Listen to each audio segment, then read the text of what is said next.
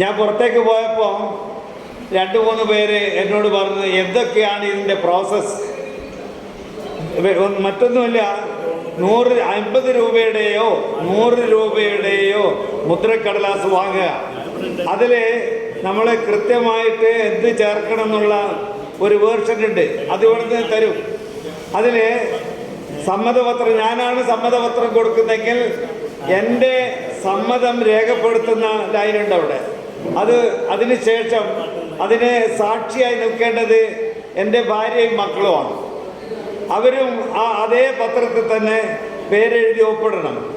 ഇത്രയും ചെയ്താൽ പോരാ, 2 ഫോട്ടോ വാങ്ങിക്കണം.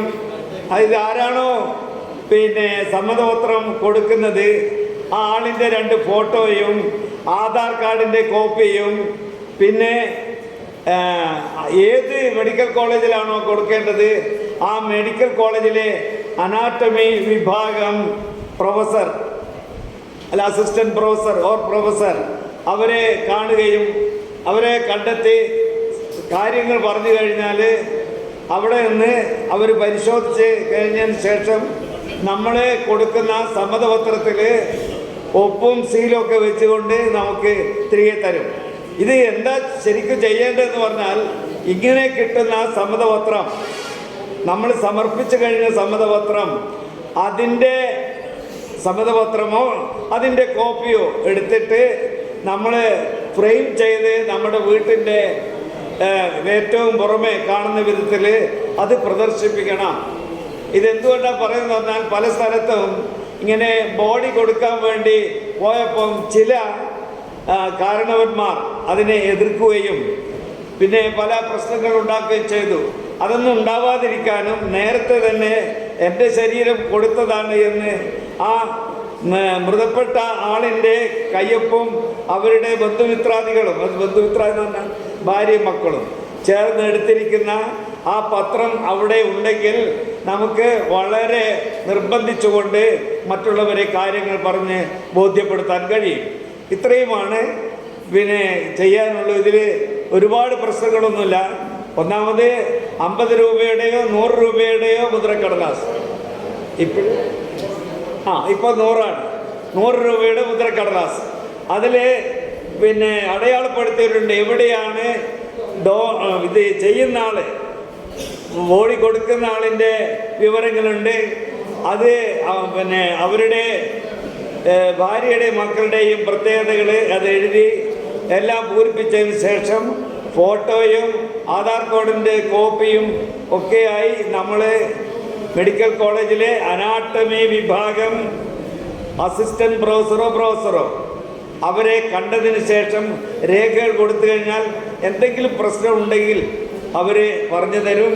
എന്നിട്ട് അങ്ങനെ അവർ ഒപ്പിട്ട് സീൽ വെച്ചിരിക്കുന്ന ആ പത്രം നമ്മൾ വാങ്ങി വീട്ടിലെത്തിയാൽ അത് ഫ്രെയിം ചെയ്ത് ഏറ്റവും മുമ്പിൽ പ്രദർശിപ്പിച്ചു കഴിഞ്ഞാൽ മരിക്കുന്നതിൻ്റെ, ഇപ്പോൾ ഞാൻ മരിച്ചിട്ടില്ല, എന്നാൽ എത്രയോ മുമ്പേ ഈ ഫോട്ടോ എൻ്റെയും വൈഫിൻ്റെയും ഫോട്ടോയും കാര്യങ്ങളും ഉണ്ട്.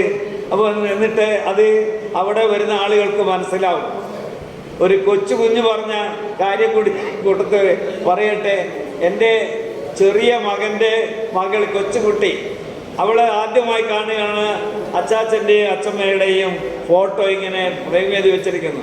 അവൾ ചോദിച്ച് ഇതെന്താ ഇവിടെ ഇങ്ങനെ ഫോട്ടോ ഫ്രെയിം ചെയ്ത് വെച്ച്?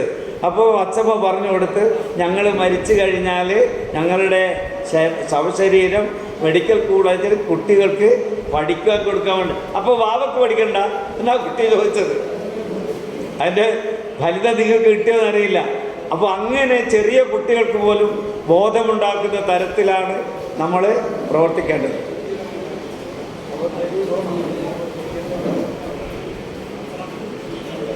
സമ്മതപത്രം സ്വീകരിക്കുന്ന ഒരു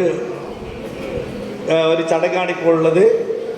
അതിനുവേണ്ടി തയ്യാറുള്ള ആളുകളെ ക്ഷണിക്കുകയാണ്.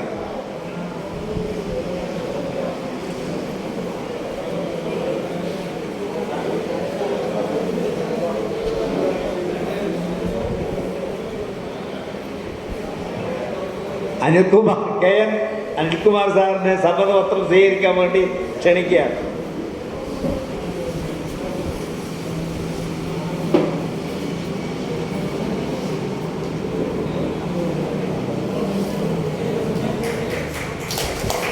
ശ്രീ അനിലനും അദ്ദേഹത്തിൻ്റെ സഹധർമ്മിണിയുമാണ് ഈ സമ്മതപത്രം കൊടുത്തത്. നമ്മുടെ ഈ പരിപാടിയുടെ സംഘാടക സമിതിയുടെ മുഖ്യ സംഘാടകരിൽ ഒരാളാണ് അദ്ദേഹം. ഫുഡ് സേഫ്റ്റി കമ്മീഷനായിട്ട് വിരമിച്ച ആളാണ് എന്ന് കൂടി സൂചിപ്പിക്കുകയാണ്.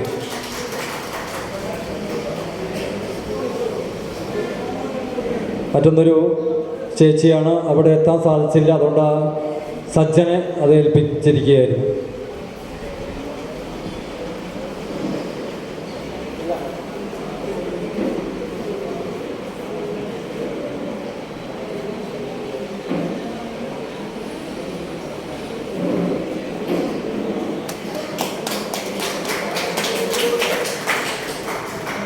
ഷാജു കാവുങ്ങലാണ് സമ്മതപത്രം സമർപ്പിച്ചത്.